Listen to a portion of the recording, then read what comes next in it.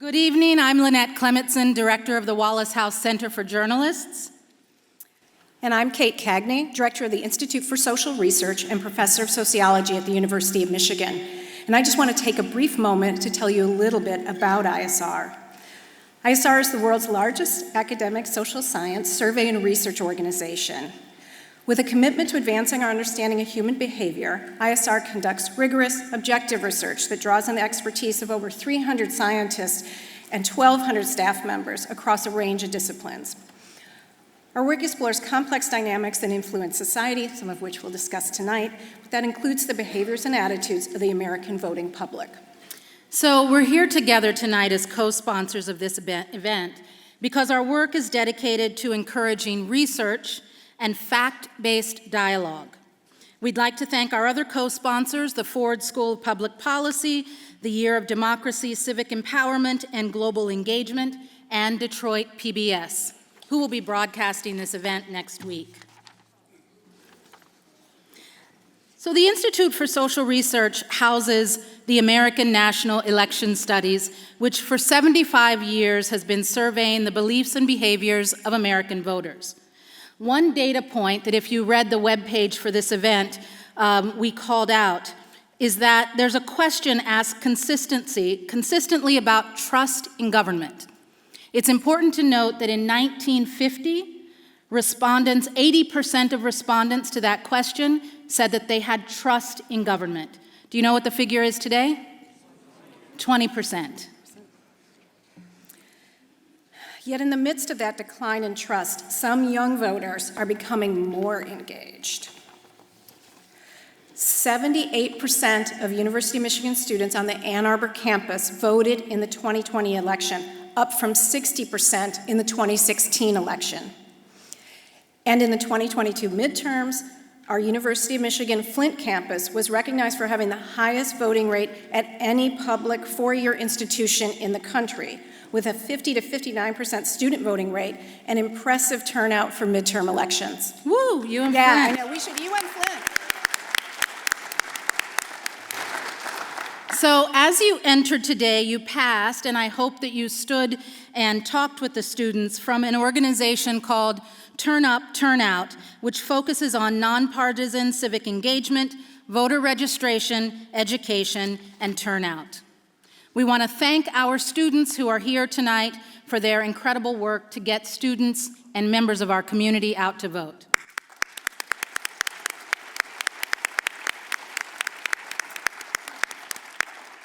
And I'd like to turn your attention to your programs. So in that program, you'll find an acknowledgement to and thoughts from our supporters of tonight's event, James S. House and Wendy Fisher House. Jim House is a distinguished professor of sociology and public health, professor emeritus of the Survey Research Center at ISR, public policy and sociology. His wife, Wendy Fisher House, is a community-based psychotherapist. At a moment of deep polarization, the Houses have faith in the power of science, research, and journalism to reach people and foster dialogue and understanding.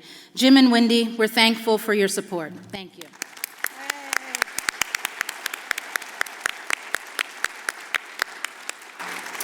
So because the goal tonight is to foster informed engagement and dialogue, we've saved quite a bit of time at the end of the evening for questions from the audience. At 7 p.m., our moderator will shift to all of you. We'll bring the lights up and invite you to come to the microphones. There are microphones in each of these aisles, just behind this front section. And for those of you who can't easily get to one of the microphones, if you'll look at the programs you picked up when you came in, on the back, you should see a QR code. Am I right? It's on the back?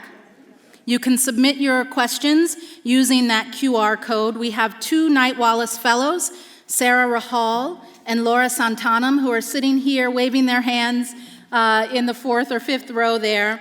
They'll be following the questions coming in with QR codes, and we'll make sure to include everyone in the conversation.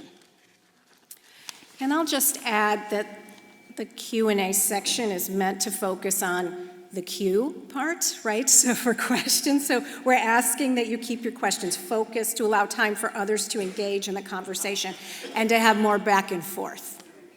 We are academics, after all, broadly, and so sometimes we like to be expansive. Yes. That's so diplomatic. With that, it is our pleasure to welcome out our panel for tonight's conversation.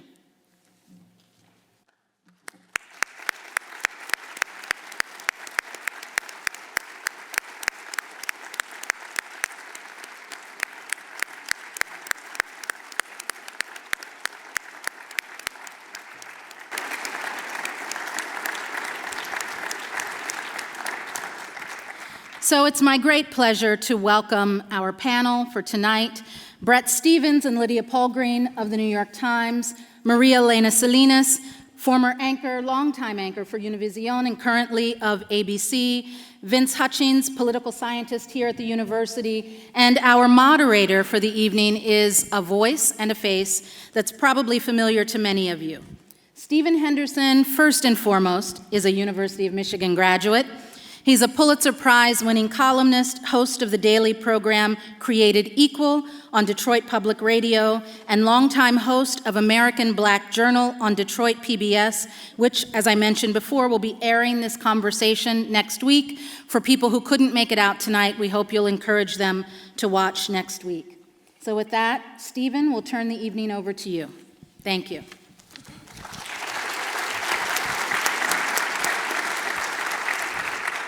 Thank you very much, Lynette, and of course, thanks to everyone who's here, and of course, to our esteemed panel here.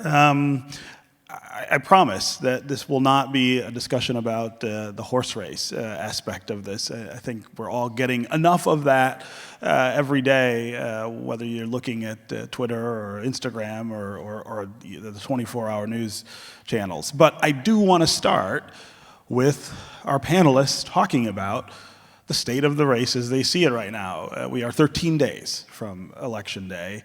The polls are, I think, confusing to some. They're intriguing every day. But I'd love to know, given the attention that I know that our panelists are giving to every quarter turn of the campaigns and what people are saying, just how they see things, how they see things shaping up. Bret, I'm going to pick on you, and you're going to go first. Oh, great. First of all, an honor to be here in Ann Arbor at the university, an honor to sit with all of you. I think it's an unhappy race in an unhappy country. I think that many of us feel that we wish not only the candidate on the other side, but the candidate on our own side were someone else. I think there is more fear connected to this particular election than even 2020 or 2016, which I thought were high watermarks in terms of fear and polarization in the country. I think each side of the country thinks that if the other half wins, it's somehow, in one form or another, the end of America.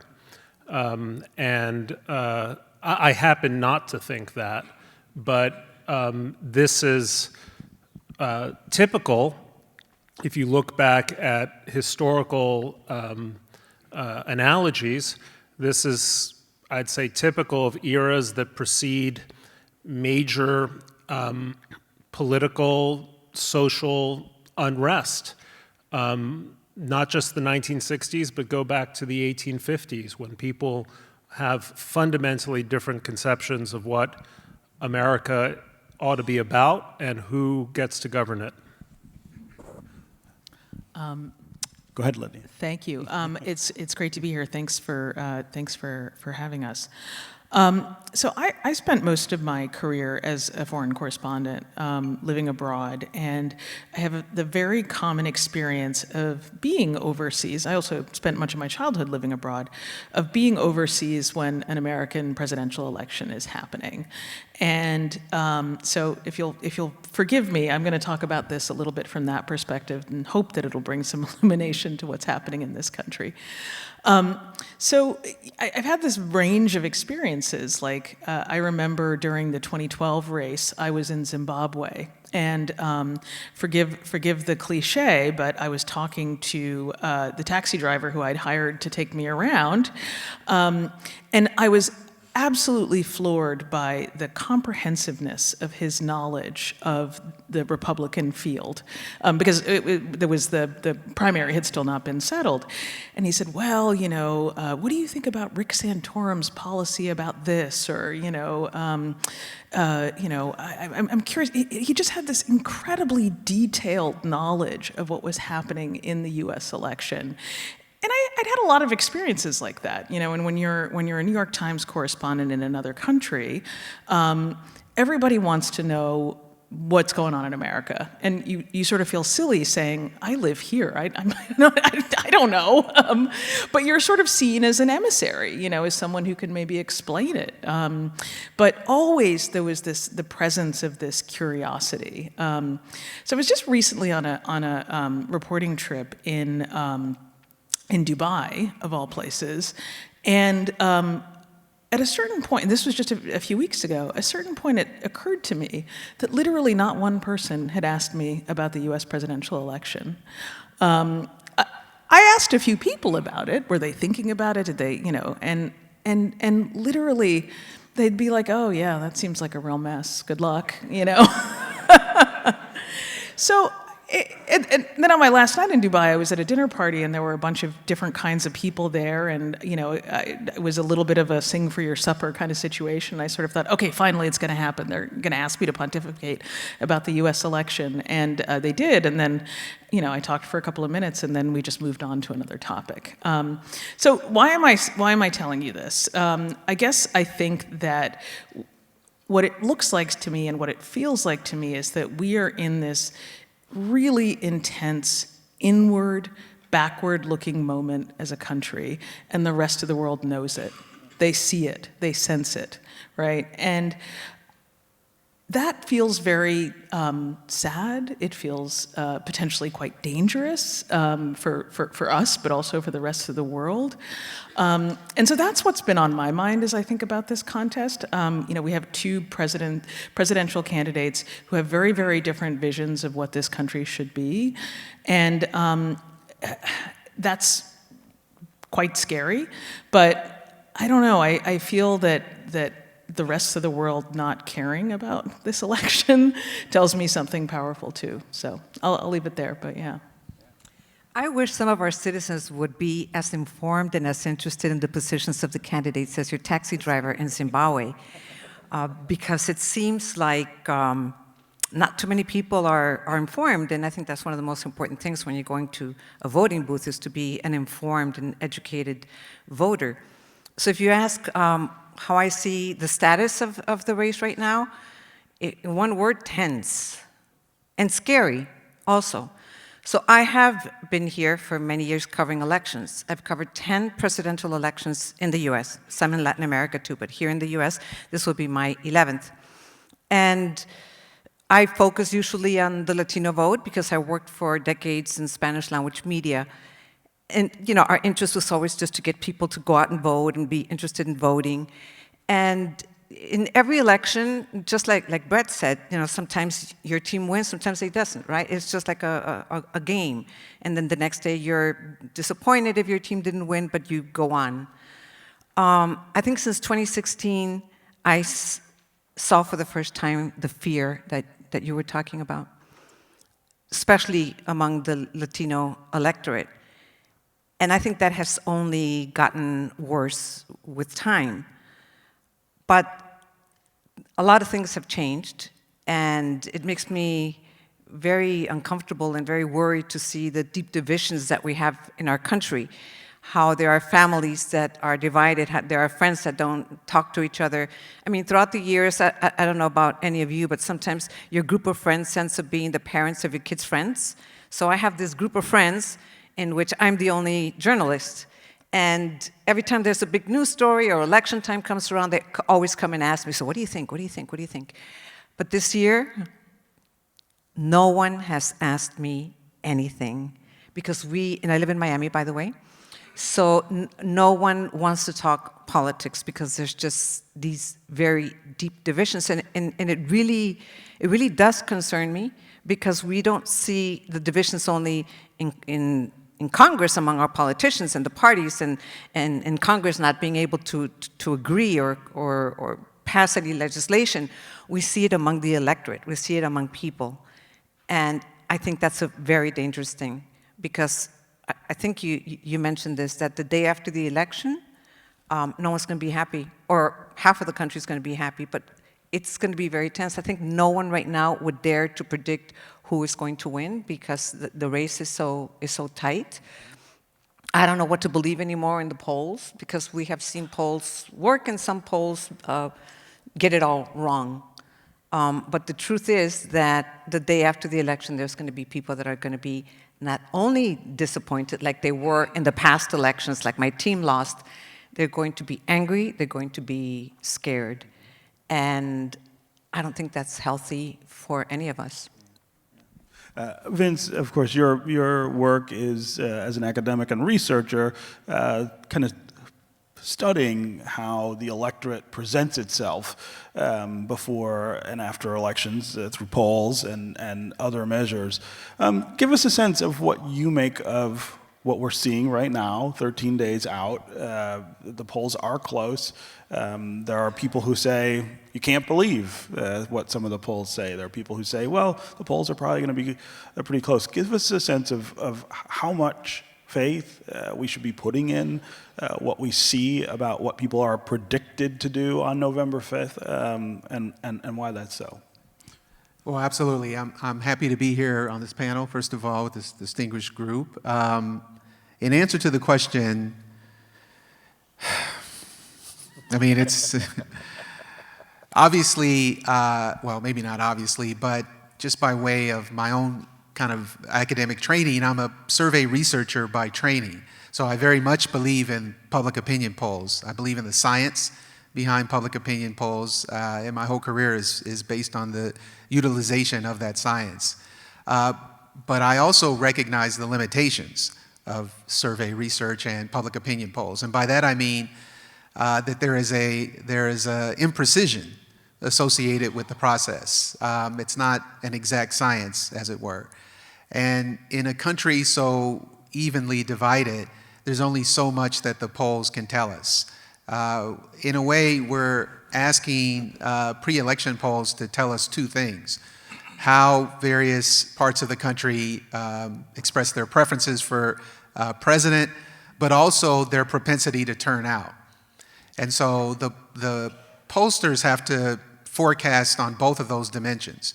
Who do you support, and are you going to turn out to vote? And it turns out that both of those are very hard to do. So what we're currently experiencing in this election cycle is just the difficulty and the inherent imprecision, especially in an evenly divided country, of election forecasting. It's just not an easy thing to do. Can I yeah, go ahead, Bret. add to that? You know, because it at least appears to be a 50-50 race, it disguises a lot of movement in the electorate, which is really interesting and I think makes the job of polling that much more difficult. I mean, it used to be the case that you could reliably expect north of 90% of the African American community would be voting Democratic. Those numbers seem softer. Movement in the Latino community as well. It used to be the case that working class voters voted Democratic, right? That has shifted in part because the identities of the parties have shifted, along with a correlation between levels of education and party affiliation.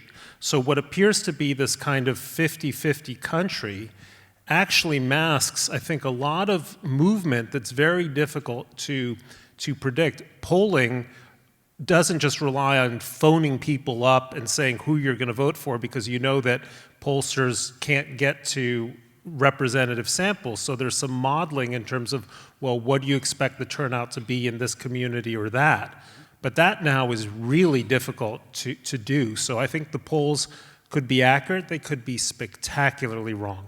Vince, you have talked about the predictability of the electorate, not the polls, but that elections and their outcomes tend to be more predictable than we think they are. I guess make sense of that given what Bret is saying about this movement and that reliably Democratic constituencies now seem to sometimes vote Republican and vice versa. Well, there's far more continuity in the electorate, even in 2024, than some of the headlines might suggest. So I think that it depends on what your time horizon is. So in the case of African Americans, for example, it's sometimes it really hovers somewhere between 80 and 90% typically. Sometimes it's a little higher. But it's not necessarily always north of 90%. Sometimes it's just modestly south of 90%. In the case of Latino vote, it's a little bit more volatile. But the point is that for all the various demographic groups who make up the Democratic constituency and the Republican constituency, there's some wiggle room, and there has been for some time. So this doesn't necessarily undermine what Bret is saying, but it suggests that there has always been some variability with the major social groups and how they vote. And that adds to the imprecision of the survey enterprise, or at least the forecasting enterprise. So the groups that are traditionally in the Democratic constituency, they're still there. And the groups that are in the Republican constituency, or at least have been since the 1960s, they're still there as well. Indeed, part of what we're all experiencing, the tension, the anxiety, is a function of what political scientists have recognized as kind of a sorting process, whereby the social divisions in society along lines in particular of race, ethnicity, religion, and sexuality, for example, have now begun to neatly map onto partisan divisions in a way that wasn't true, say, 60, 70 years ago. So obviously the 1960s were a very contentious time, but that description I've just provided wasn't true for the 1960s. There were liberal and conservative Republicans. There were liberal and conservative Democrats. Religious groups and constituencies were apportioned with respect to the two parties in a much more kind of even-handed way than is the case today. Now, in spite of some apparent slippage in some mild direction here and there, the reason, and I'll say this and I'll conclude for the moment, part of the reason we see so much anxiety is that the stakes are so high. And why are the stakes so high? Because a victory for one political party also means a victory for various salient social groups in society, and vice versa. That's not something that was true a generation or two ago, but it is true now, and that's partly what's driving our anxiety. Well, Go ahead, just to do the sort of annoying reporter thing where you follow a, esteemed, academic social scientist with pure anecdote, shameless anecdote. My wife texted me earlier about we live in Chinatown in New York City, and we moved there fairly recently, and just late last year, and I've been noticing the political valence of the neighborhood, because one of the things that happens, we live right next to the federal courthouse and the city courts, right where Law and Order is filmed. You might remember it, dun dun. And so a lot of the Trump legal action has been happening kind of like right outside our door, so it's just been interesting, and I often will see people who show up to support or protest or whatever, and because I'm a journalist, I just like to talk to people, and I'll talk to some of the Chinese American people who live in the neighborhood, and particularly the ones who have arrived more recently, meaning they're maybe first generation as opposed to second or third generation, as many of my neighbors are. They're like, oh yeah, no, we love Donald Trump. He's being persecuted. And so there's this, this sense of like churn and change among kind of more recent arrival immigrants. And so this has been something that's been kind of percolating in the back of my mind. And so my wife texted me this morning, and she said, I just saw the most bizarre encounter. A black UPS driver was talking to a police officer saying, "You're voting for Trump, right?"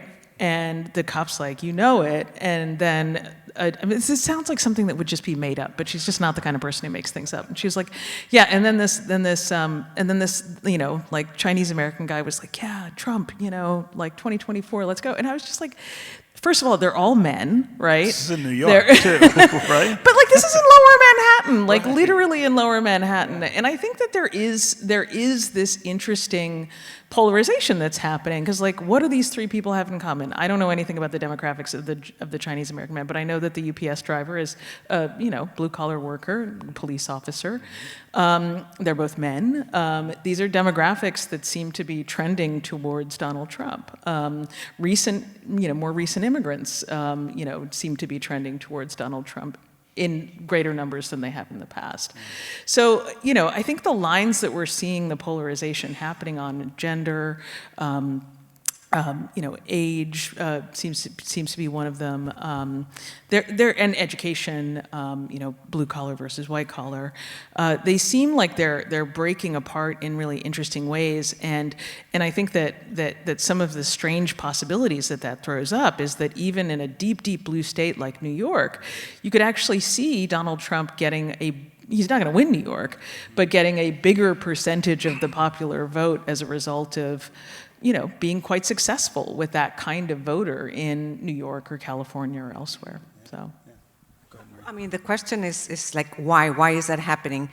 Like I mentioned, I've been covering the Latino vote for a long time, and it's true that usually traditionally they support Democrats. But there's always been between 25 and 30% of Latinos that have been Republican. They vote Republican. The Republican candidate who got the most Latino votes in history was George W. Bush, and he got 40%, between 40 and 42%. So I think that that's what's alarming and surprising a lot of people, because when they say, "Oh my God, Latinos are supporting Trump," no, Latinos are still supporting Vice President Kamala Harris. Between 56 and 59%, depending on what poll you see. Those are mainstream polls, and one of the reasons why sometimes I say I don't trust polls is because there are polls that are done specifically with the Latino voters, and they're done in English and in Spanish. And you have a sampling of about 2,000, 3,000, 4,000. And in some of these mainstream polls, they only poll maybe 200 Latinos. So that's why sometimes I don't trust the opinion of 200 Latinos. I prefer to see the polls that have 3,000 or 4,000 that they do them in English and Spanish, but those are also similar. I mean, they're still around 58, 59%, and you would say, well, yeah, that's a lot. That's a lot for Kamala Harris. Yes, but that is the lowest in the past 6 elections that any Democratic candidate has of support that has received.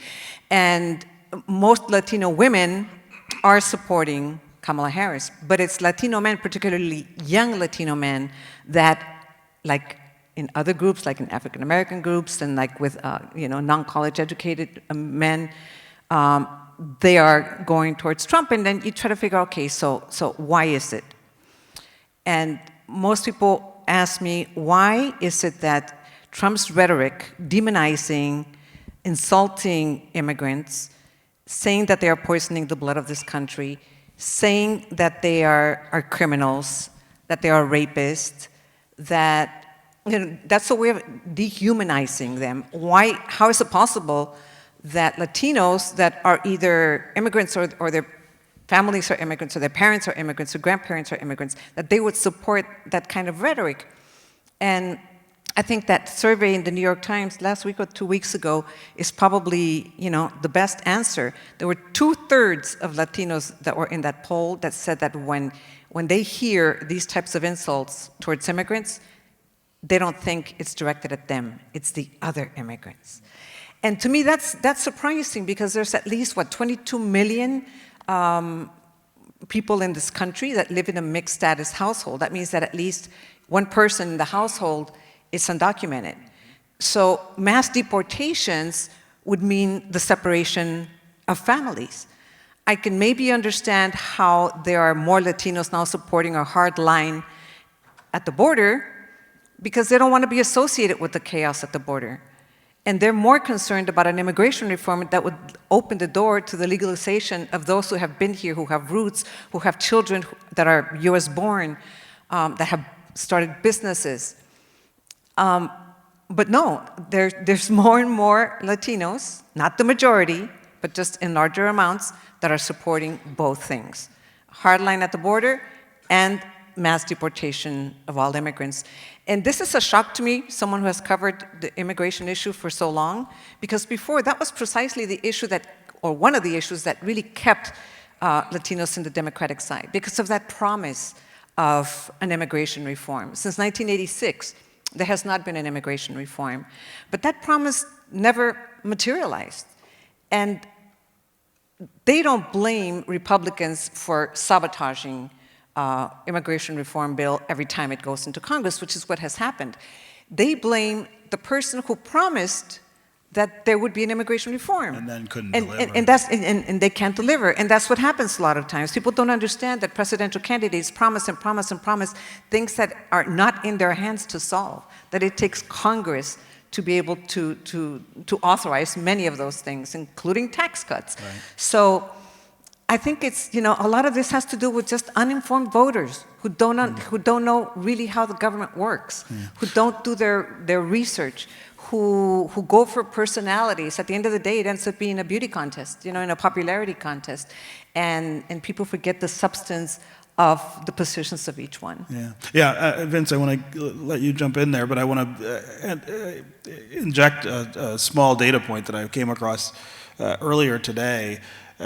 Immigration, Americans' views on immigration have been changing pretty significantly. For the first time in a long time, the support for legal immigration is decreasing overall, and the importance of immigration in people's electoral choices is going up. There was a Gallup poll this summer that said an overwhelming majority of registered voters said that the candidate who matched their views on immigration is the candidate that they're going to vote for. So that is a huge issue. Vince, go ahead. Yeah, excuse me, I'll be brief. I just wanted to respond to the point about being a little bit more skeptical when a particular demographic group, let's say Latinos, represent a small fraction of the respondent pool. That just means we should be more cautious.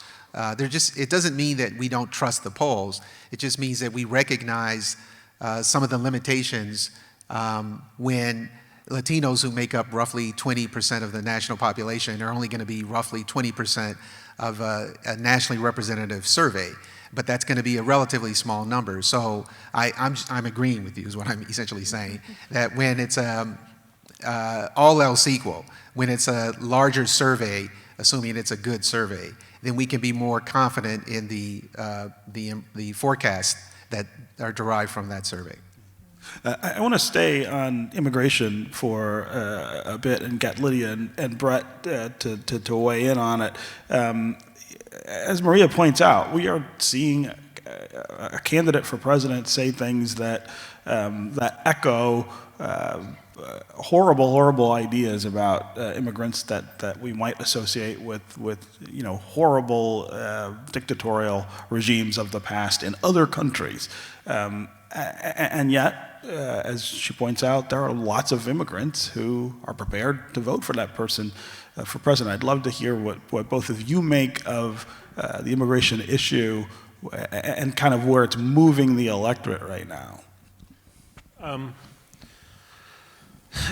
I grew up in Mexico City, and so because I'm a native Spanish speaker, I speak to Latinos all the time and kind of get, in an anecdotal, Lydia-like sense, kind of get a flavor of some of their views. And what comes across again and again is that the Latino community sees itself as an aspirational working class community, not actually necessarily as a demographic cultural block. And there's a great deal of variety within the Latino community. So for instance, if you've come out of Venezuela, right? And with an idea of what socialism means, you might gravitate towards the Republican Party in ways that might be surprising, given that the Republican candidate is saying that, you know, you're all bad people from you know, connected to drug gangs. And I think that there's a danger when we talk about immigration that we speak about it in this kind of broad way without noticing that the Latino community is an incredibly diverse community with very, very different political experiences, different experiences of immigration.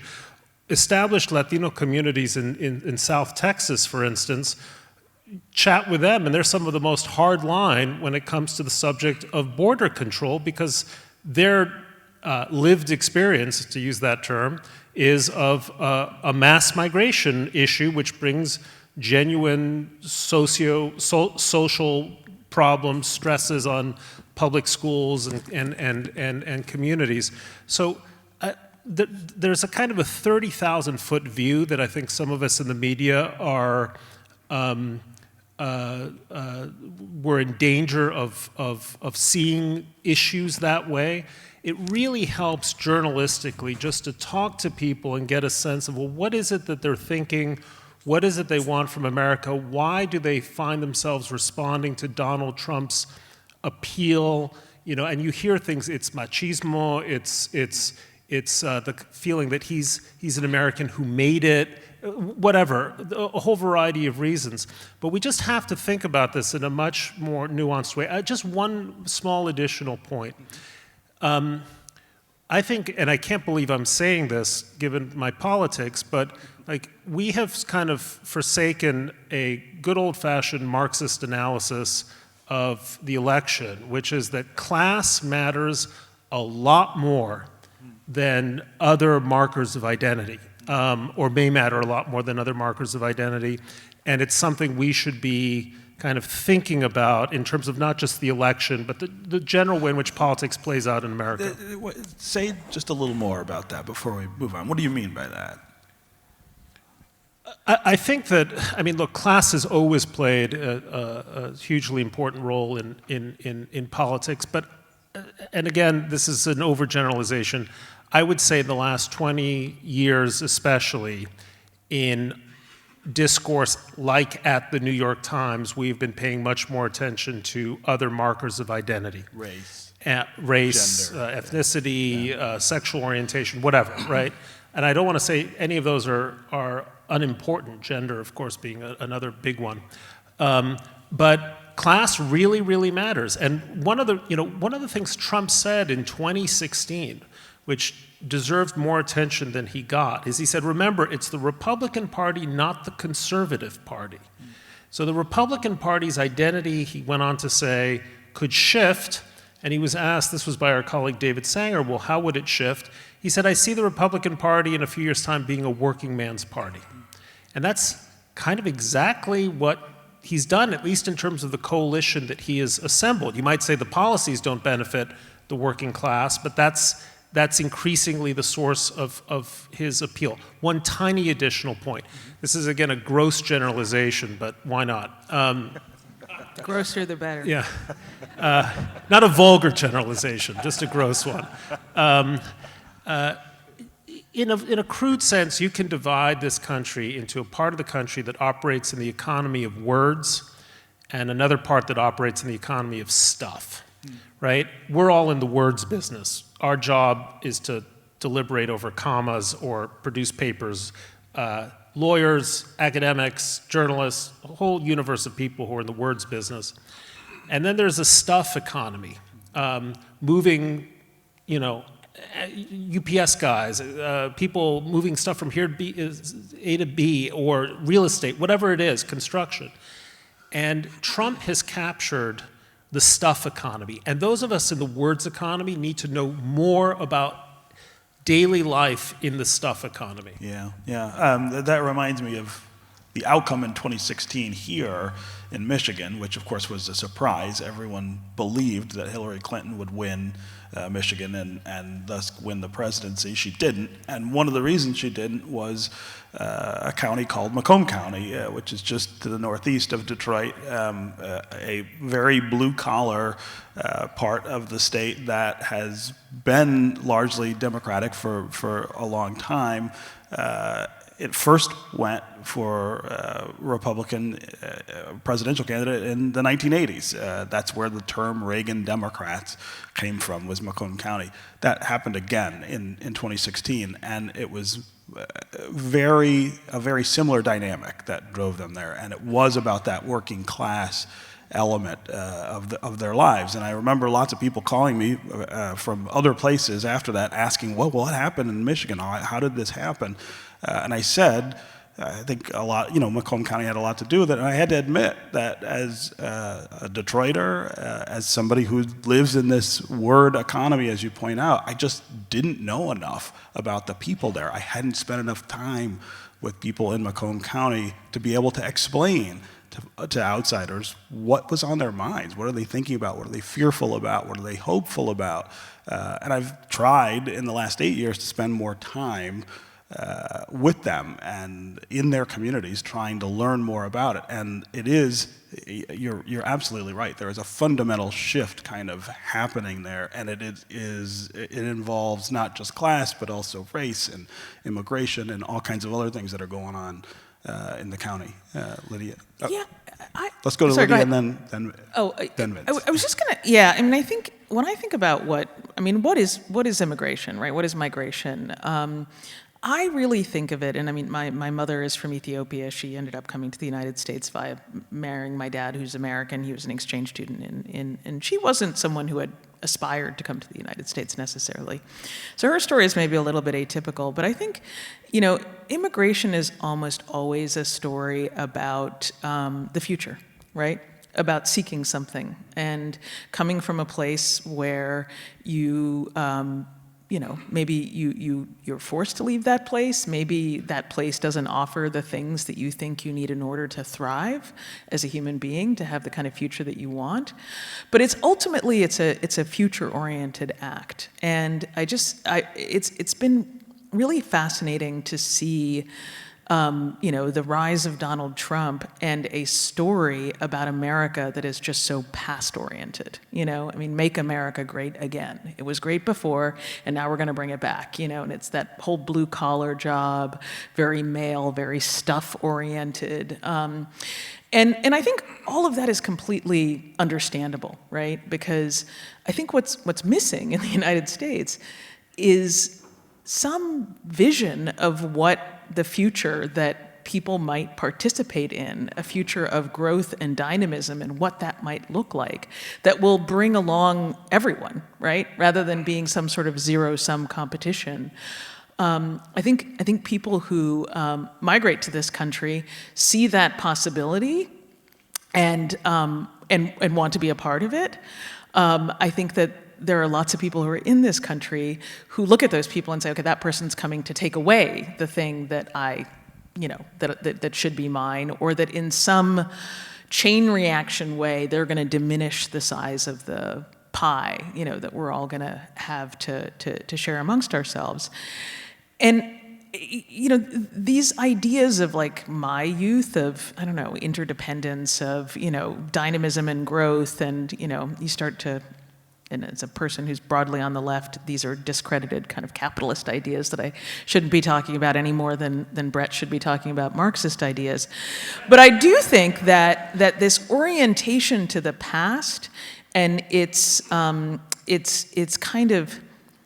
really depressing. It's like it feels like a dead end. And one of the things that I'm feeling in this election, that I'm craving, that I'm frankly not seeing from Kamala Harris, is some kind of positive story about moving forward together, dynamism, growth, opportunity, and I think that that's not a problem that's unique to the United States. I think that, whether they're on the center left or the center right, parties and politicians in countries across the rich world, I think, are struggling to tell a story about the future that doesn't feel like just a bunch of lies, to somebody whose blue-collar job is gone. So yeah, I don't know. That's my. If I could say, go ahead. To me, the most tragic thing about this whole thing with immigration being a big issue in the United States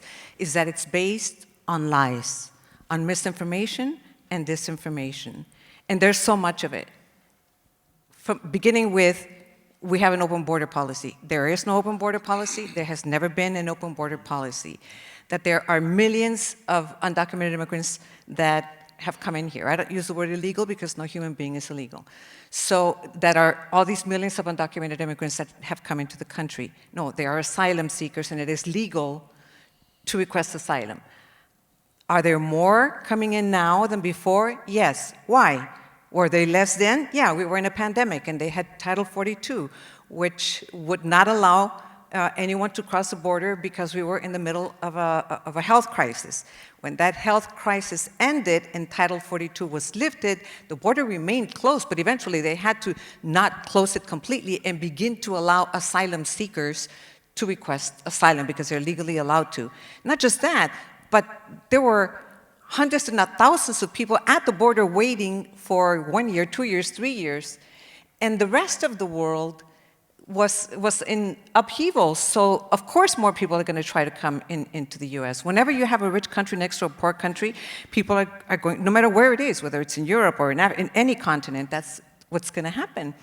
So I don't think that Democratic Party has done a good job in defending their position and sort of like, clearing up some of these lies. One of the most recent ones, there's 13,000 murders that are in the country that they say, well, I think that's the number, right? That Vice President Harris has allowed to come in. Well, that report happens to be 13,000 in the last 40 years, not since the Biden administration began. So there's a lot of lies, there's a lot of misinformation and disinformation. And when you talk about mass deportations, why aren't they talking about what that would mean? Not just financially what it would mean, but just how much this country depends on immigrants. There are industries that depend on immigrant labor force, the construction industry, the agricultural industry, and immigrants give so much more than what they take. Yeah. So, there's just so many lies that are out there, and there is no one there to fact check them. Push back, yeah. Push Go back. ahead, Vince, and then Bret. Yeah, so I feel a little out of place on this panel in the sense that I don't have a very pithy anecdote to tell about a cab driver or a neighbor. You spend all your days with numbers. So I'm not in a position numbers. to speak to that issue, but what I am in a position to speak to is kind of a bird's eye view about elections and how demographic groups vote, et cetera. So I'll try to be brief here. There are really just two main points I want to make about the continuity of how people vote and about the relevant cleavages that are most likely to drive vote choice. We don't have to speculate about this. We actually know as political scientists. So the first point is that I don't pretend to know what's going to happen in November for all the reasons we've already talked about this evening, but I'm fairly confident that the ways in which different salient demographic groups vote will not be dramatically different than it was in 2020 or 2016 or, for that matter, 2000. There may well be shifts, and those shifts may be sufficiently consequential to decide the outcome, but the notion that there will be dramatic changes, that some group of voters are moving towards one party or another, it's way too soon to know that. We simply don't know that. There's already variability in any election cycle. So I think it's a mistake to suggest that we know that voters of this characteristic or another are moving in one direction or another. The other point I want to make quickly is that I agree that class is a factor that drives vote choice, but we know from a variety of studies over decades that far and away the most salient social cleavage that drives vote choice is race. And second to race would be religion, mostly in the terms of religiosity. Gender and class are meaningful, in part because of the size of those particular demographically defined groups. But the differences between how people, based on their class identities or their gender identities, vote is dwarfed relative to race, ethnicity, and religion. So are you saying, I mean, I want you to qualify that a little bit for us and say, if you're just trying to predict how we would vote up here on the panel, you'd be more likely to be right just looking at the color of our skin and our ethnic background than thinking about what we do for a living or the experiences we've had in other ways. Yes. Yes, really? You probably would be right. Can I respond in the spirit of slight disagreement with María Elena? You know, one of the reasons why demagoguery works is that demagogues don't traffic in lies, they traffic in half-truths. And people who oppose the demagogue notice the lie, you know, Haitians eating cats in Ohio, or whatever the lie of the day is. But other people put that aside and say, yeah, but there's a deeper truth, right? And in fact, there is a deeper truth. If you look at social services in New York City, they are extraordinarily strained by the arrival of tens of thousands of migrants from Latin America. There's no doubt that there was an enormous surge. We really don't know the numbers of people crossing the border, not just encounters at the border, but then coming into this country.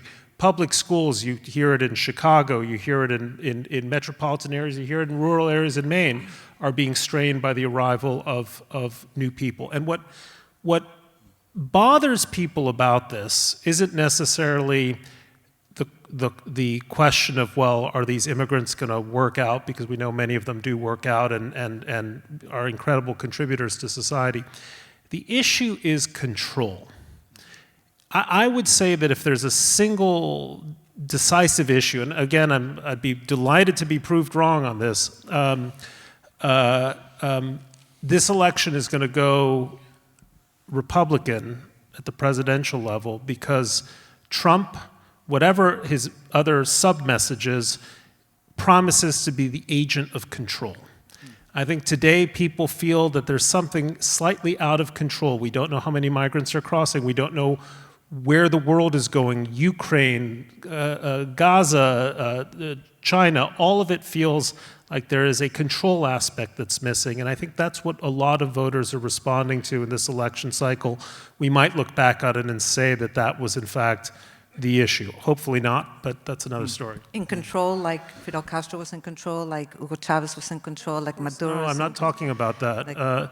I'm not talking about Trump's view of the world. I'm talking about the perception of some critical number of voters who feel that on a number of indices, control, predictability in their communities, in their world, in terms of what they're seeing on the news, that there's not enough of it.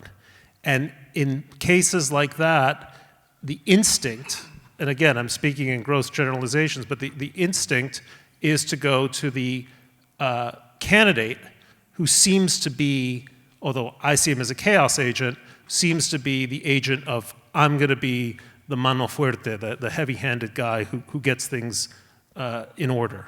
Well, and I think that people are not necessarily, I mean, people are not rational actors, right? I mean, people aren't making like decisions based on a careful study of, you know, facts or history or whatever. I think that a lot of the decisions that people make about these things are just based on how they feel. You know, I mean, we've published so many focus groups and things with people who were just like, you know, like when Trump was president, like my car payment was less, you know, my, you know, a carton of eggs was less. I mean, all of those things are true, by the way, right? But like, there's a lot of other stuff that goes into it that is extremely salient to like, you know, the state of the world. But I think that like this idea that you can somehow by returning to some period of the past, have that sense of mastery and control because it's a place we've been before, rather than this scary, hazy future that no one seems to be pointing us a clear direction to, I think is quite comforting, right? It's not hard to see why people would grasp for that in a moment like this. And I mean, I live in New York City, that it's so safe, right? Like, but I also know that it's scary to see, like unhoused people, homeless people who are mentally ill on the streets. You're walking your dog and somebody screams at you. I mean, it's just things like that do create that feeling of disorder that has nothing to do with statistics. It has nothing to do with and I think that people have these feelings of things being out of control and reach for something, and that thing is usually something in the past because. Yeah. It's almost as if Kamala Harris needed to adopt more of that language and sort of outward projection about the certainty that Donald Trump I'm projects. reliably told that she has a Glock, so. Right? She did say what's that. interesting, I think that I think everyone might have forgotten that she's been a candidate for 3 months. True. And it's incredible that It's a big in problem 3 with the months process, it's right? 50-50 and not less than that, and that he's not more ahead. He's been campaigning for 8 years. Joe Biden was campaigning for I don't know how long, and she's been campaigning for basically 3 months. So, that's a big accomplishment to even be at 50-50 right now. But this entire conversation, we've been talking for an hour, and we've talked almost exclusively about Donald Trump, Yes. right? I mean, it's he creates the weather,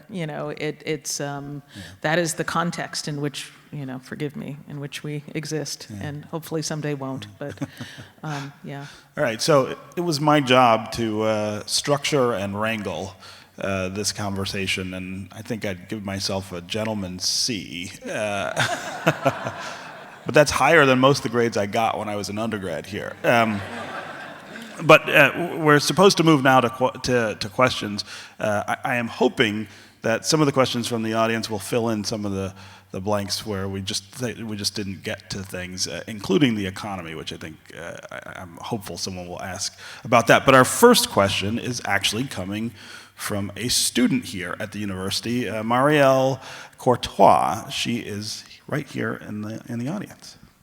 Yes, hi. Thank you all for speaking. It was a very thought-provoking discussion. So I'm María Courtois. I'm a poli-sci graduating in May. And I'm a co-president of Turn Up Turnout, which was mentioned at the very beginning before the panelists came out. But we're the student group in the UMich Votes Coalition.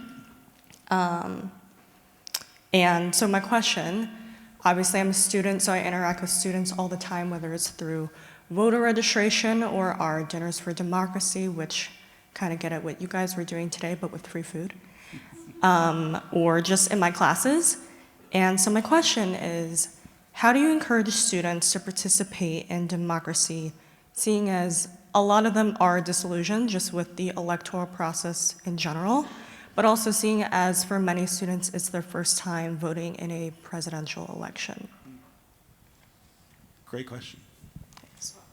Go ahead. To say, when my stepdaughter, who's now herself a PhD and a professor at a university, but when she turned 18, I said, oh, great, you can vote now, how exciting. She says, vote? Why would I want to vote? I don't know anything about voting. Then she started taking journalism classes, and living up in Tallahassee, she began to realize, oh, elections affect me as a student. And it wasn't until then that she realized how important it was. I know that kids don't get excited about candidates, but sometimes they get excited about issues. I think what I would tell them is the same thing that I have told people throughout my whole career, because in Spanish language media we do a lot of voter registration and get out the vote campaigns, is don't let someone else decide for you. And if you can vote and you don't, then you don't have the moral authority to complain. So don't complain. You can't complain. If you vote, then you can complain. If you don't vote, then you can't complain. So, I think it'd be really great also to for people to think about getting involved and at like a much more local and grassroots level, because I think that I find national politics really depressing, and in particular, we've been through this whole joy, euphoria, blah blah blah with the Harris campaign, and I think then a lot of disillusionment and disappointment, particularly among young people, because we live in the real world and that's what happens. But I think there's something really valuable to being exposed to movements, whether they're in politics or social movements and things like that are just really close to home. You build relationships to issues, to people that are really meaningful and help you understand what it is to build change from the ground up. And that's very hard to see, when you're talking about a presidential election. So it's perhaps a cliche, but I think starting local is a good way to get people excited about voting. Just one quick point. I mean, my advice to you and to your class, your generation, is cultivate the habits of a free mind. And that is listen, be curious, ask questions, expose yourself to points of view that you're not immediately sympathetic to. The worst that can happen is that it's going to sharpen your argument. I mean, there's a certain advantage in my case of being a conservative writer at the New York Times, which is that I bathe in ideas that I'm not instinctively sympathetic to. And it turns out, I think it makes me a better columnist because I need to think more deeply about how people on another side of an issue might come at it, and it forces me also to meet a largely liberal readership more or less where they are. So I have to argue my priors a little more carefully than I used to when I worked at a conservative editorial page. I think there's something really healthy about it, and at its best, it's actually enjoyable. A good argument can be mutual and frictional and generative, like good something else, and that's a good thing. And I feel like we live in a world where everyone is in their respective silos, listening more or less to echoes of people who are just mirroring their thoughts. That's unhealthy for democracy. To encounter difference in all kinds of ways, including differences of views, is a profoundly enriching experience, and you're at a university where hopefully you can do that. I'll just echo all that my colleagues here on the panel have said. I agree with all of that. And in terms of, obviously, I interact with undergraduates all the time, and I don't have a secret in terms of how to get them to participate in elections beyond the advice you've already heard. And I guess I would say, in addition to that, to remind your peers, your fellow students, and young people more broadly, that elections are not about the personalities who happen to be running. So maybe just remind them of the stakes, whatever direction that may drive them. So it's not about liking how someone looks on TV or the personality associated with a particular candidate. It's about the issues that he or she is associated with and will champion. And democracy is supposed to be about a clash of ideas and interests, not about personalities. I would just kind of piggyback on something Bret was talking about in terms of the open mind and debate and curiosity. We're at the University of Michigan, and one of the things that concerns me about the difference between campus now and when I was a student is how far it feels like the academic infrastructure here has moved away from encouraging that and welcoming it. That is not just something you should be doing as an extracurricular on the weekends. It is something you should be experiencing in the classroom all the time, and the university should be pushing students to do that. I think it's something that we have lost a little bit of here. So questions, there are microphones in both of the aisles. If you have a question, hello, get in the queue. Wonderful. Hola, I'm Lorena Chambers. I am a postdoc here at the University of Michigan, but I've also been a political consultant for over 25 years. This is my 5th presidential election. And it seems to me that throughout the conversation, which I enjoyed a lot, there is a missing ingredient, which is the line of misogyny at the presidential level. Like, why is it that this notion of control that one candidate seems to dictate, according to you, Bret, but we haven't talked about the effect and also the relationship that this kind of language is up against 2 women, right? It was Hillary Clinton in 2016, and now Kamala Harris, a woman of color.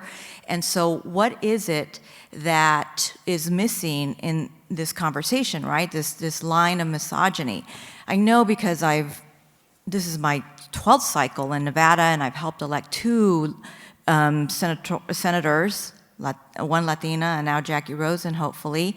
We have strong senators, we used to have strong senators from California.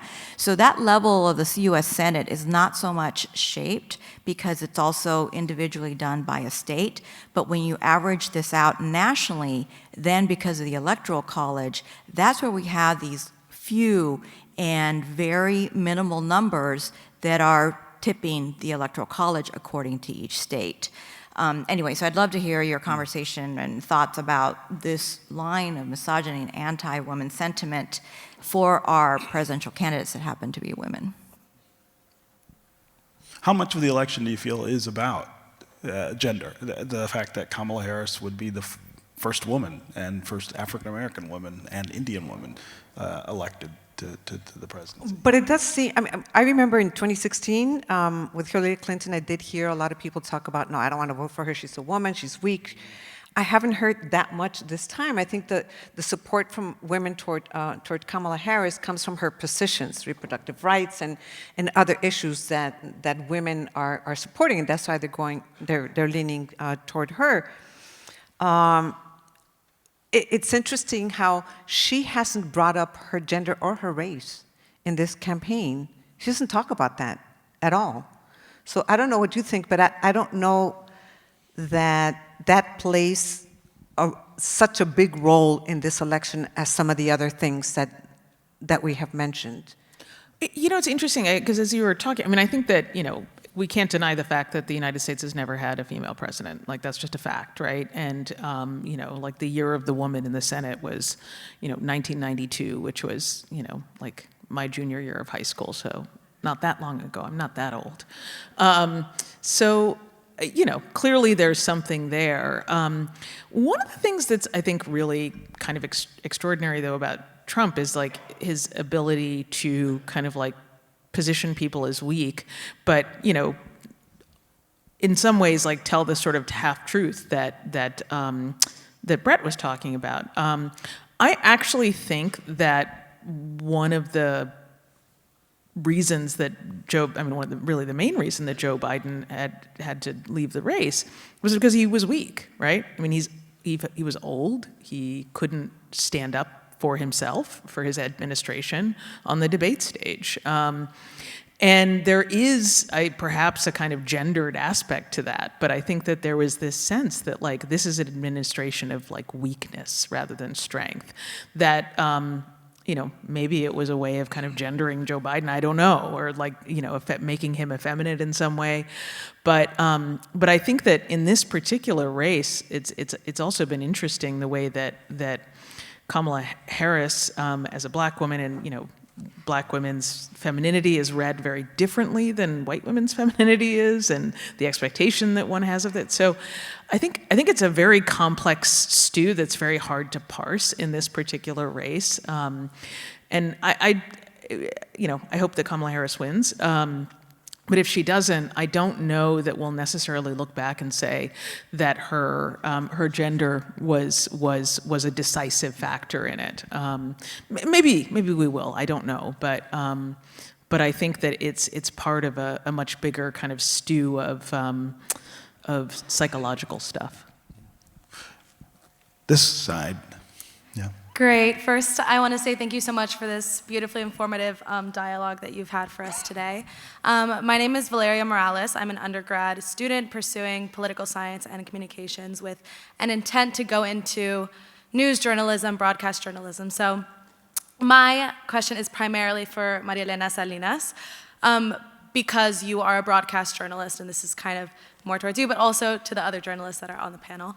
First, I just want to say that watching you grow up, your programas on Univision are one of the main reasons why I even found this passion and decided to pursue it in the first place. So I'm absolutely humbled to be asking you this question. So I just want to hear you speak a little bit about the impact of namely broadcast journalism on election cycles. As you said, you've covered 12 elections? 10 US elections in your career, and that's obviously a lot. So how have you seen the impact shift in previous years, and increasingly as we move on with this increased distrust in the media and this narrative that's being pushed that media outlets, aren't for the people and have their own agendas? And this era of discouragement among young and aspiring journalists with this increasing distrust. Just speak on what you think that means for the future and the differences that you've noticed. Yeah, that's a loaded question. Thank you so much for the question. About the mistrust in the media, there's several reasons. Some of it is our own doing, but a lot of it has to do also with the rhetoric. And usually what you see, remember, our job is to seek the truth and tell the truth, to denounce injustice and uncover corruption. I mean, that's our main job as journalists. And what you see in autocratic governments, in authoritarian governments, one of the first things that they do is try to silence the media. In places like Cuba, maybe, they put you in jail, or in Mexico, they kill you, or in Venezuela, they shut you down, or they try to discredit you by saying that you are the enemy of the people. So part of that has to do with the rhetoric from politicians. But then again, I think it's part of our doing. I mean, I would vouch for Univision, ABC, CBS, NBC. I trust the networks more because I've worked in the networks, and it's not like we have someone telling us, you have to say this, you have to say that, you have to take this position, you have to take that position. So maybe with 24-hour news, that kind of changed, because then they started going one direction and the other. And people no longer were able to distinguish between news and commentary, and who is giving me the news and the facts, and who is giving me their opinion. And that is another one of the reasons that has led to the lack of trust. But I mean, I think that the media plays a huge role. It plays a huge role in perceptions. And I'm sorry to go back to the topic of immigration again, but if what you see in mainstream media, and by mainstream I mean English language media, if what you're seeing that the coverage of immigration is always the border, and crisis at the border, then the perception of those who don't know the Latino community is going to be, oh, I'm going to equate Latinos with a crisis at the border. So that's not what you see at Univision, of course. But they're not telling the positive stories. They're not telling the success stories. They're only reporting on the negative. And like they say, what if it bleeds, it leads. And good news is no news. Is that what the saying is, or something like that? So yeah, I think the media does play a role. What's it going to be in the future? I mean, you tell me, because I really think that young people are going to reinvent the way that we do news. I truly believe that. And you can improve it too. This side. Yeah, thank you. This is super interesting because I am a journalist myself. I'm from Italy, and I'm reporting about the US elections from Michigan for an Italian outlet. And I want to bring back this conversation to the very first point when Bret Stephens, but also María Salinas said that this is an unhappy race in an unhappy country and no one wants to talk about politics anymore. This is something that resonates also abroad, where we see decreasing interest in US politics, while in the past we had the whole world watching what was going on in Washington and the outcomes from the other countries. So I was wondering, how do we reverse this trend? Is there like room for revert the processes and bring US politics more closer to the people and to the people that are going to vote? Or is just something that is going worsening from electoral cycle to electoral cycle? Thank you. Look, the answer is I don't know, but one thing I would say is, you know, there is a history in the United States of arriving at moments of what seem to be intractable politics, deep stagnation, and a great deal of pessimism.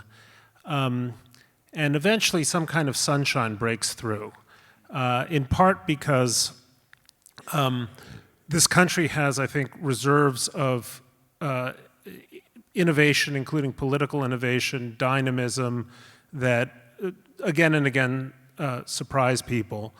Nobody had heard of Barack Obama in 2002. In 2008, he was giving speeches to audiences of hundreds of thousands of people in Berlin. And so we have a history, and you can go back to previous presidencies as well, to see that of surprising ourselves. You know, there's a paradox in democratic life, which is that democracies, by their very nature, obsess about their defects and forget about their strengths and virtues. By contrast, autocracies advertise their strengths and virtues and try to hide their defects. But eventually, the strengths emerge. If you look back at the 1970s and were to have a conversation about politics 50 years ago, 1974, there would be deep pessimism in the wake of Vietnam, Watergate, Ford's pardon of Nixon, all kinds of things that made it seem like this country was at the end of its rope. Now, in retrospect, we look back and say, gosh, the 1970s were an era of incredible dynamism, technologically and in other innovations. Most of the great companies that now define the 21st century emerged from the 1970s, whether it was Steve Jobs or Bill Gates or Larry Ellison, a whole number of other entrepreneurs. There was ferment, but it was happening where nobody was looking. So I wouldn't write off America quite yet, even if this election cycle is maybe not as energizing as others have been. Over here. Hi, I'm Robert Schwartz. I'm the Michigan director of an organization called Nikki Haley Voters for Kamala Harris.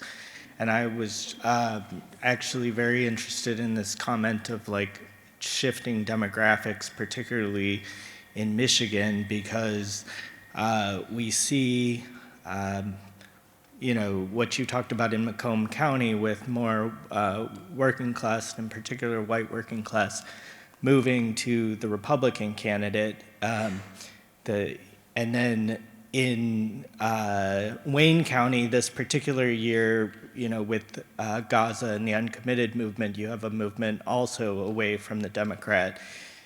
And then the countervailing pressure is this movement of some of these traditional GOP strongholds of Oakland County, Detroit suburbs, Kent County, Grand Rapids suburbs, Gerald Ford, you know, area. But so the question is really, because you talked about the small demographic changes over time, how do those forces play out, I guess, in Michigan and also more broadly in the country, where you have same thing in like Atlanta suburbs of some of these traditionally suburban, educated people of words, I guess, moving towards the Democrats and more of the people in the stuff economy moving towards moving towards the Republicans. Well, I'm going to sound like a broken record, but I'll run that risk nonetheless. I think we should be very cautious about X group moving towards this party or that party. We're talking about one election cycle, and it's just too soon to know. It is, you know, for the last 60 plus years, white Americans nationally have voted for the Republican, in the majority, they voted for the Republican presidential candidate, and I expect that's going to be true in 2024. And for longer even than that, but even more so at supermajority levels, African Americans have voted for the Democratic candidate And I expect that's going to happen in 2024 as well. So all the movement that all the ink is being spilled about regarding who's moving where and under what circumstances is what we would say at the margins.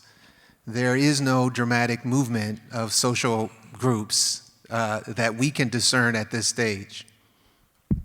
Right, but I'll just quick follow-up. In a state like Michigan, those margins are, They were could the make a difference difference. between 2016 and 2020. So which margins are larger, I guess, even though they're small? Well, yeah, I mean, you're right. The elections are won and lost at the margin. So my point is not that it's not consequential. My point is that this idea that we know where groups are moving, I think we should be cautious about that. Yeah. We do have questions that are being sent by QR code to Sarah Rahal, who is right there. Is there a good question next, Sarah? There's a lot of good questions. We haven't touched on the topic of foreign interference in this election. The NSA has been warning that foreign entities are using social media to confuse our discourse. How much of our division comes from these external forces that do not have our best interests at heart? And this is from Andy Hoffman, who's a faculty here. Great question. No one wants to field that one. It has felt. I feel like I'm going to give a very anecdotal answer, and I'd be curious for someone who's studied this more closely. I think that, and this is maybe not a popular view, that like misinformation and disinformation is less powerful and important than just people wanting to believe what they want to believe, and that if you put something in front of somebody that sort of taps into their previously held view and has enough of a ring of truth to it, then I think people are have a good chance of being moved by it. But I think that that's happening, right here at home with actors right here at home. I mean, we spent all this time, trying to figure out whether Donald Trump was an agent of the Russian government, and maybe someday the CIA files will be declassified, and we'll find out for sure. But I think we're so good at creating our own crazy conspiracies that I'm not sure how much help we need from abroad. But again, this is not something I've written about extensively. So, This side now. Yes. First and foremost, I want to say thank you to all the panelists for this conversation. Definitely talking about immigration as well as class, race, in terms of how we vote, as well as the leading decisions for how we vote too. My question is for any of the panelists that want to speak to this. It's regarding COVID, as well as now we're moving towards post-COVID, as well as the policies itself that may have created the polarization of people to lead to their voting methods. I'll first say, I think the median age over here or within the room is pretty significantly high, and I think healthcare is a thing that we don't necessarily discuss or have a huge, how can I say this? I don't think Americans talk enough about healthcare, as well as not being able to receive both the benefits as well as being able to cover themselves through different acts like the Medicaid or Medicare. And I know also in rural communities, they don't have access or they don't have enough knowledge on the policies that affect them directly. Any thoughts or conversation regarding healthcare and how we can move forward to honestly either A, have better policies, moving post-COVID, or B, how do we have this conversation amongst all of our different communities to say healthcare is still important, as well as we need to figure out why it's still a lot of dysfunction across the nation? Yeah. I think it's such a great question. I mean, there's a famous anecdote, apparently, when Henry Kissinger met with Zhou Enlai in China in 1970. Kissinger sort of pompously asked Zhou, what do you think the effects of the French Revolution were?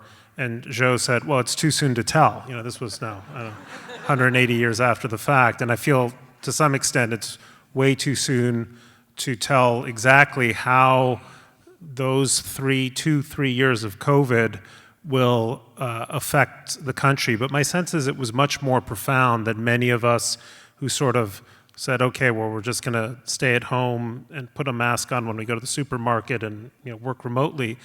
Many of us appreciate. I mean, I know that for my children who went through it, and so many people's children or grandchildren, it had a profound effect. But I think one area which you touched on is that it further diminished trust in institutions. If you look, for instance, I think it's Gallup does trust in institutions poll, and trust for science was always very high, and it has come down significantly since 2022. And lots of agents that help explain that loss of trust, including, going back to the previous question, a great deal of misinformation out there. But I would also add that in too many cases, at least, and this is a personal view, in too many cases, the faces of the public health agencies let the public down because they mistook the interests of public health for the public interest itself, and they're not one and the same. Public health is part of the public interest, but there are a broader set of interests, and that, I think, did a lot of damage to the way in which we look at these once sacrosanct institutions. I think they turbocharged a whole variety of conspiracy theories. I think they made it more difficult to have rational conversations about public policy, and I think these effects will be with us for decades. I just want to add that I think that COVID made things worse. I think politics got in the way. And we were already polarized by then, and then it became worse. Now everything is politicized, whether it's healthcare, whether it's the vaccine, whether it's music, art, I mean, you name it, everything is now politicized. And I think it just made things so much worse. People agreeing and not agreeing whether we should wear masks or whether the kids should go to school, and things like that. I just recently interviewed Javier Becerra, who is the Secretary of Health and Human Services, and we talked about that in underserved communities and how are they helping people post-COVID. And I don't know if people are not getting the message, but he did say that one of the things that they've been doing is meeting people where they are, because there were so many rural communities during the pandemic and post the pandemic that didn't have access to health care, and they realized that they needed to go there to them, and that they have a lot of different teams all over the country trying to reach those communities, those rural communities where they are. In my case, I was asking him specifically about the Latino communities and some of the farm workers, things like that. And he said that they are going out and reaching them. But one of the things that was getting in the way is the mistrust. And so, unfortunately, I think politics and the division that politics created exacerbated our tragedy of the pandemic. We have time for just one more question. It's going to be on this side. Hi, my name is Macy Wilcox. I'm a second-year undergraduate student here. I'm actually studying English and secondary education, so not directly related to political science, but I'm currently in a film class about fascist media and how that has been observed in the past. And so based on what we've been talking about in that class and how politics is such a slippery slope, it was mentioned earlier that many people are voting based on charisma rather than with informed knowledge, which is a staple a lot of times of the beginnings of a fascist government. And I was just wondering how you think that this contributes to the sort of us versus them rhetoric that's been increasingly prominent since the 2016 election.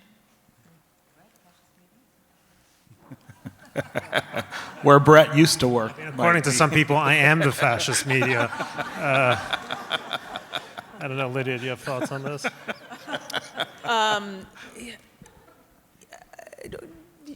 Please. This is a tough look, democracies are not strangers to charismatic politics. John F. Kennedy was a charismatic politician. Barack Obama was a charismatic politician. I don't think they're anyone's definition of fascism, and actually, there's a lot to be said for charisma in politics. The problem with fascism is when you want to muzzle your opponents and send them to concentration camps. That's when we really start to worry. You know, but here's what I worry about, and I'm going to take your question in a completely different direction. This actually goes to something the gentleman whose club I could belong to, Nikki Haley voters for Kamala. What I worry about in this election is this. In every society, there is going to be a conservative movement. Even in Mao's China, there was a conservative faction, you name it. And there's an important question about whether that is going to be a healthy conservative movement that believes ultimately in the liberal order, liberal in the broadest sense, or one that fundamentally rejects it, whose conservatism is really a form of blood and soil illiberalism. And you know, what made up my mind in this election was my profound fear that we are moving in a direction in which we no longer have a conservative party in this country that still believes in the basic tenets of a liberal constitutional order. And that frightens me. And when you marry that to a weirdly charismatic leader, and B, a media apparatus that is set up to support him and deify him no matter what he says, you are in a zone of trouble. And that's what concerns me these days. You know, that's impressive. Yeah.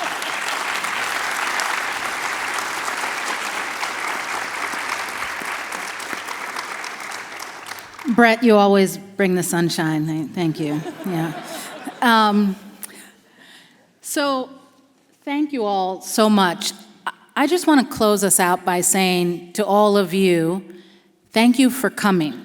Anyone who works with me knows that I have been nervous all day that for the first time Wallace House would have an event with no one here because of election fatigue. That we all feel it, that you turn on your radio, you turn on your TV, you pick up your phone and just feel this sense of tension and anxiety and dread. And I just wasn't sure that people would want to come into a space to talk about these things. But I think what your presence here tonight and what the quality of this conversation, all of the people on the stage, our friends and colleagues, what the quality of the conversation reinforces is the reason that Wallace House does these public events, and you can read it on our website, is that that we think it's important to bring people up out of our devices and into public spaces where we can be talking together, where we have to look at each other and think about what we say, not just type something with our thumbs and hit send. And I actually feel better than I felt this morning. Because I think we're in the presence of other people and we're talking about some of the things that make us anxious out loud together. And Vince, I just want to say, because you said early in the conversation that you were a little bit of a fish out of water, you are not ever a fish out of water at Wallace House or with journalists, that if you come to our events often, you know that we always have faculty members with the journalists we invite. And I want to thank Jim and Wendy House again for encouraging this, because we can't underscore enough that these institutions, journalism, higher education, science broadly, are facing threats right now of trust and confidence. And so being able to sit here and listen to a conversation of this quality and depth, there are a lot of things we didn't get to. I think, I don't know, I wish we maybe had started an hour earlier. But it was, I'm really so thankful to all of you for coming, and all of you. And the last thing I would say to our students who are outside with turn up, turn out, no matter how fatigued you are, please, and if you're in this room, I probably don't need to tell you this, remember to vote. and tell the people in your lives to remember to vote. So Bret, Lydia, María, Elena, Vince, Stephen, and Stephen, you did an excellent job of wrangling this crew. Thank you so much.